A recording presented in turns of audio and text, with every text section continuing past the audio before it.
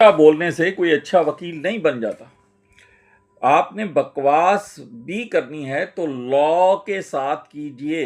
अगर आपको कोर्ट के अंदर बेसिक लॉ ही नहीं पता, अपने केस के बारे में अवेयरनेस ही नहीं है, आपको अपने केस की हैयत का नहीं पता, और आप जो है वो ऊंचा ऊंचा बोल रहे हैं, शायद क्लाइंट तो आपसे, कोई वो भी जाहिल क्लाइंट तो आपसे वो हो जाएगा मुतासर, लेकिन जो पढ़ा लिखा बंदा है वो कभी आपसे मुतासिर नहीं होगा। एक अच्छा वकील ना तो ये कहता है कि मेरी बड़ी सेटिंग है, और ना ही कभी ये कहता है कि मैं जो हूं ना जज को जो है ना देख लूंगा।